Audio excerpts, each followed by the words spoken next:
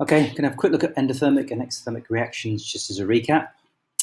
Endothermic energy is taken in an endothermic reaction. Typical examples will include ice melting, so energy goes into the ice to melt it. Potassium iodide and water is a really nice example. You add the potassium iodide, which is ionic, to water. In that reaction, it gets really, really cold. And ammonium nitrate and water is very similar. It gets really cold. Exothermic reactions are completely opposite. So instead of energy being taken in for endothermic, exothermic is energy given out. Examples are match burning. Sulfuric acid and water, that's concentrated sulfuric acid and water, very, very exothermic, very dangerous to do if you do too much sulfuric acid. And a gentle one is hydrochloric acid plus sodium hydroxide, a neutralization reaction.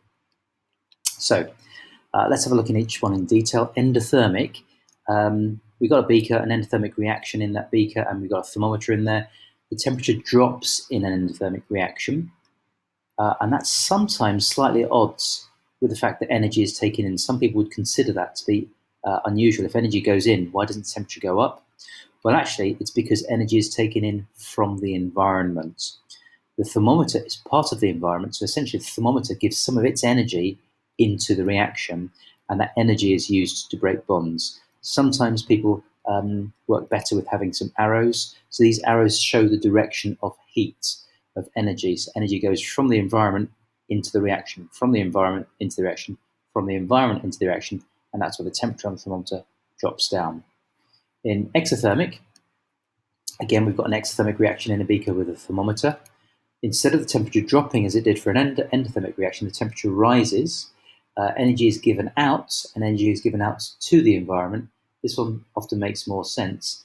The thermometer is part of the environment, so energy is given to the thermometer, which is why the temperature on the thermometer rises. The energy for that comes from bonds forming.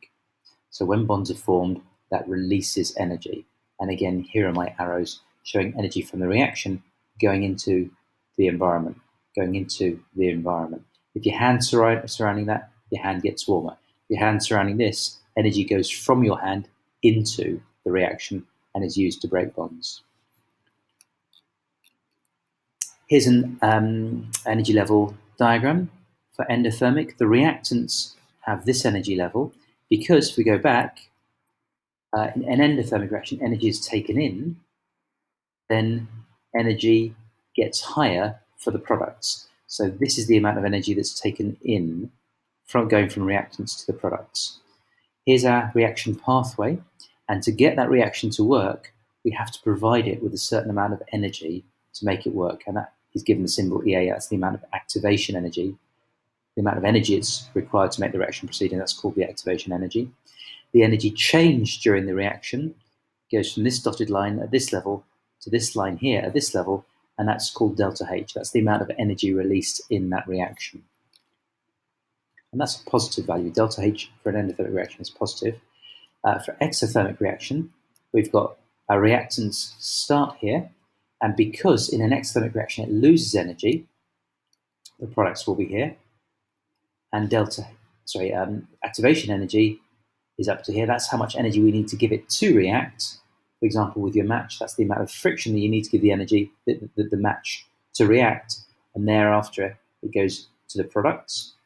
And delta H is negative because it drops down. Okay. In this case, the reactants are less stable than the products. The products are more stable than the reactants. Here, the products are less stable than the reactants. The reactants are more stable than the products. Okay. Quick summary. So for endothermic, energy is taken in. The temperature of the reaction decreases. Delta H is positive. Remember, the arrow goes up, and that energy is used to break bonds. For exothermic, energy is given out. The temperature of the reaction increases.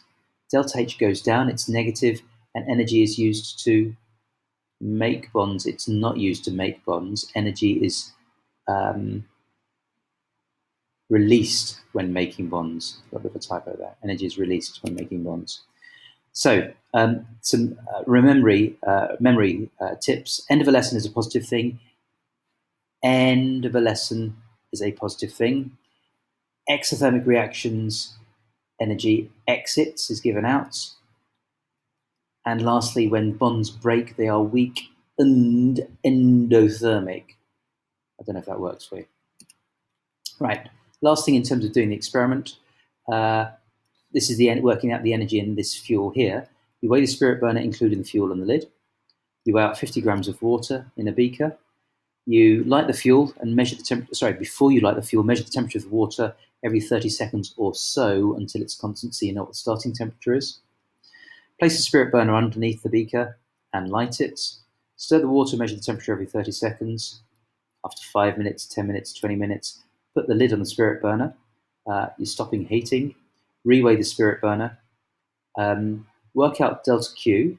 Delta Q equals mass times C times delta T. Mass is M is the mass of water. C is 4.18 and delta T is the temperature rise. And that gives the energy released in that specific reaction. So if different people in a class did that experiment, you'd all have different values for delta Q because you all burn different amounts of the fuel. If you wanted to get the same results for all the class because you use the same fuel, then you needed to do it for delta H rather than delta Q. And all delta H is delta Q over the number of moles. So everyone would need to work out the number of moles, N, and in this case, N equals the mass of fuel divided by the molar mass of the fuel. Number of moles equals mass over molar mass. That gives you the number of moles. Delta H then equals this value here, delta Q, divided by the number of moles. And if everyone used methanol in the lab, you should all get the same value. Lastly, reducing heat loss. Insulate the can. So put some insulation around the edge here. Make the base out of the can out of a metal, which is a good conductor, so it allows the heat to transfer into the water. Put a lid, not a tight lid, a loose lid to prevent evaporation. Ensure complete combustion by allowing plenty of oxygen to get to here. If you get incomplete combustion, it's the wrong reaction happening. You're just doing the fuel plus oxygen produces carbon dioxide and water, complete combustion. And then lastly, you might want to create a barrier around here and here, a circular barrier to prevent any heat going out this way. But remember, you need to allow air to come in to allow complete combustion. Hopefully that makes some sense.